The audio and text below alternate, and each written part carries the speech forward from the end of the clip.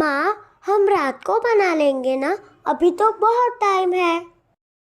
नहीं, रात होने वाली है और हम रात को यह पावन पर्व नहीं मनाते। सारी क्रिया दिन में ही करेंगे।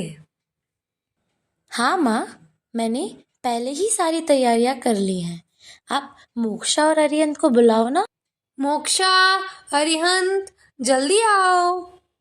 हाँ माँ, हम आ गए।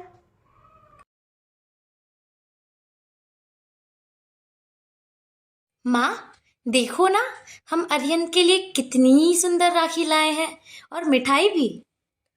बेटा, तिलक, रुमाल और नारियल भी लेकर आ जाओ। हाँ माँ, अभी लाई।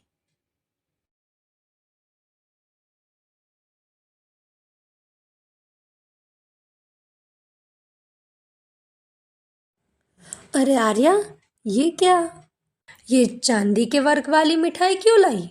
इसमें तो हिंसा का दोष लगता है।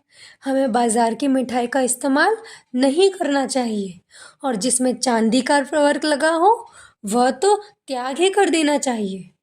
हाँ माँ, हम आज ही चांदी की वर्क की मिठाई का त्याग करते हैं। जाओ, मैंने घर की शुद्ध मिठाई बनाई है, वह ले आओ।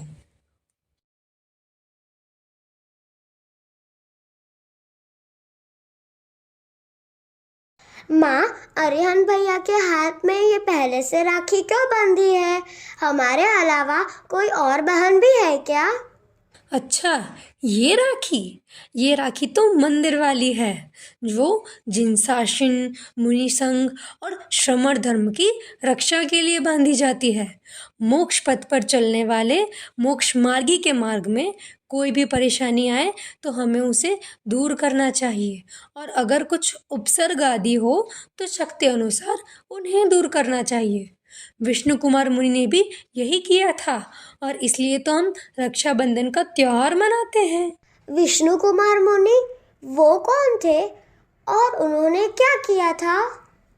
चलो, मैं बताती हूँ, ध्यान से सुनना सभी।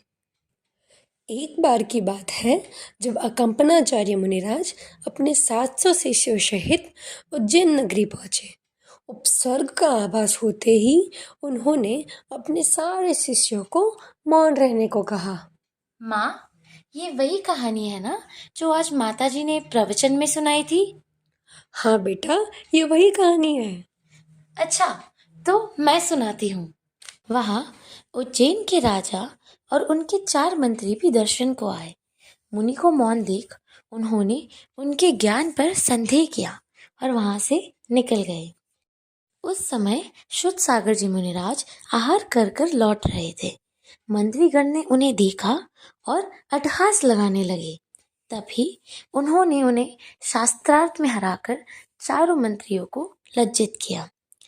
जब मुनिराज अपने गुरु के पास आए और सारी कहानी बताई तो उनके गुरु ने पश्चाताप एवं विपदा के सुझाव में उन्हें उसी जगह पर जाकर रात्रि में मौन होकर ध्यान करने को कहा। और फिर रात्रि में वे चारों मंत्री वहां आते हैं और मुनिराज को मारने के बहुत प्रयत्न करते हैं, पर उसी समय वन देवी उन्हें वहीं कीलित कर देती है, मतलब स्टैचू की तरह। प्रजा, राजा सब आकर देखते हैं।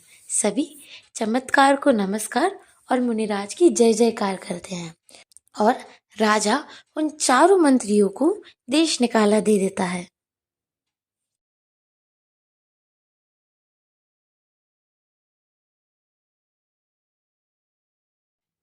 अरे पागल, असली कहानी तो अब शुरू होती है। वो चारों मंत्री हस्तिनापुर में आए और हस्तिनापुर के पद्म राजा को खुश करते हैं और समय आने पर वरदान में 7 दिन का राज्य मांगते हैं। उसी समय आचार्य अकंपनाचार्य जी एवं 700 मुनियों का संघ हस्तिना नगर पहुंचा। ये देखकर उनके मन में बदले का भाव आ गया। जहां पर मुनिराज का संघ ठहरा हुआ था उसको बड़े बड़े लकड़ियों से घेर दिया गया, हवन कुंड की तरह, और वह स्थान अग्नि की ज्वाला की तरह जलता रहा। उस समय शुद्ध सागर जी मुनिराज नक्षत्र में देखते हैं और अपने ज्ञान से जानते हैं कि आचार्य अकंपनाचार्य एवं 700 मुनियों पर पापी बलि द्वारा प्रबल किया जा रहा है। उसका उपाय बताते हुए वे कहते हैं कि विष्णु कुमार मुनि को विक्रिया रिद्धि की प्राप्ति हुई है और वे ही ये उपसर्ग को शांत कर सकते हैं। तभी शुल्लक पुष्पदन सागर जी विष्णु कुमार मुनि के पास जाते हैं और उनसे निवेदन करते हैं। नमोस्तु गुरुदेव, नमोस्तु। मैं आचार्य श्रुत सागर जी का शिष्य पुष्पदन सागर हूँ। हे गुरुदेव, हमारे गुरु ने बताया है कि हस्तिनापुर में आप पूजनीय अकल्पनाचार्य सहित 700 मुनियों पर घोर उपसर्ग हो रहा है। इस उपसर्ग को दूर करने में केवल आप ही समर्थ है गुरुदेव।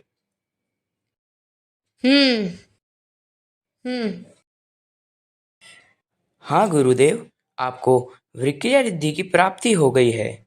इस रिद्धि से आप उपसर्ग दूर कर सकते हैं।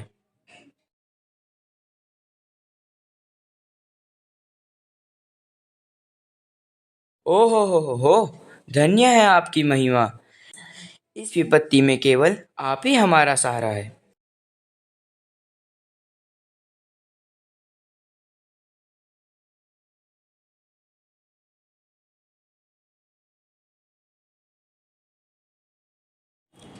भिक्षाम देहि, भिक्षाम देहि, भिक्षाम देहि, भिक्षाम देहि। हे ब्राह्मण देवता, आप कहाँ से पधारे हो? हम हिमालय की गुफा में रहते हैं। वर्ष में एक ही बार भिक्षा मांगने के लिए निकलते हैं। इस बार आपका राज्य रास्ते में पड़ा, इसलिए यहाँ आ गया। आपका स्वागत है ब्राह्मण देव। कहिए, आपको क्या चाहिए? राजन, मैं जो कुछ भी आपसे मांगूंगा वह आप मुझे दोगे? ब्राह्मण देव, मैं आपकी इच्छा अवश्य पूर्ण करूँगा। मांगो, क्या मांगते हो? तो ठीक है राजन, मैं आपसे 3 पग जमीन मांगता हूँ। अरे ब्राह्मण देवता, आप पागल तो नहीं हो गए?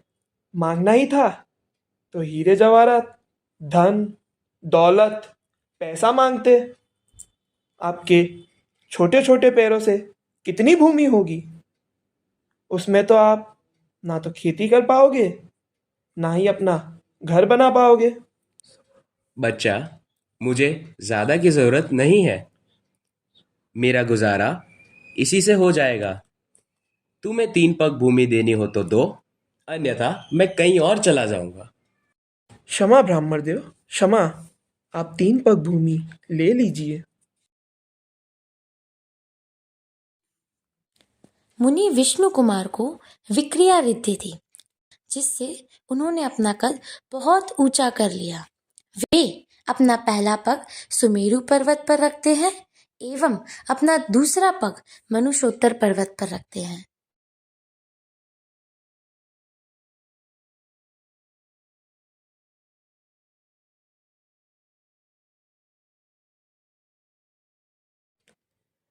ए बलि, मेरा एक पैर सुमेरु पर्वत पर है तथा दूसरा मनुष्योत्तर पर्वत पर।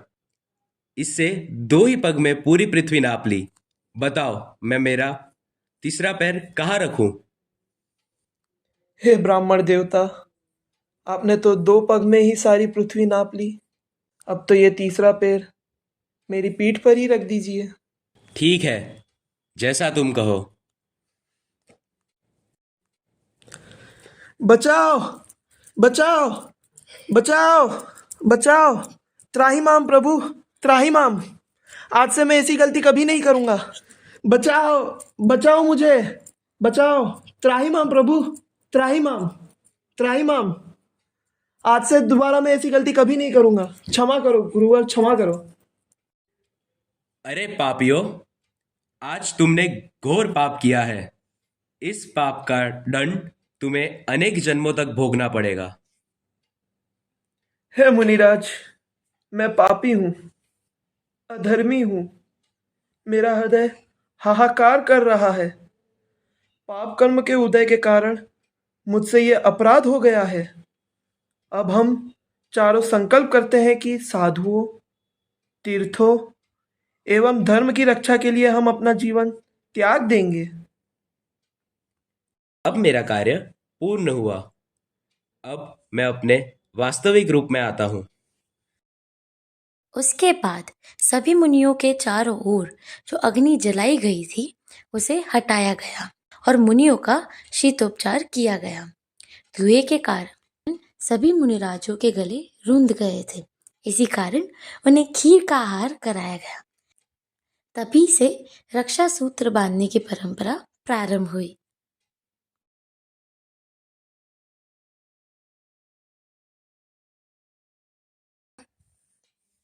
अरे हाँ, बिल्कुल। हाँ, माँ, मेरा मन ये कहता है कि जहाँ 700 मुनियों का उपसर्ग दूर हुआ, जिन धर्म की रक्षा हुई और जिन शासन की प्रभावना हुई, हमारा आज का ये रक्षाबंधन पर्व सिर्फ हम तक ही सीमित नहीं रह गया है। रक्षाबंधन रक्षाबंधन एक ऐसा त्योहार है जहाँ हम किसी की भी रक्षा करने का संकल्प लेते हैं। मेरे हिसाब से सबसे पहली राखी हमें खुद की कलाई पर बांधनी चाहिए। जब जब हम पाप, कषाय, बुरे आचरणों या विचारों से घिरते हैं, तब तब हमें हमारे भावों की रक्षा करनी चाहिए। रक्षाबंधन का असली मतलब तो तब होगा जब हम हमारी आत्मा की पापों से रक्षा करेंगे।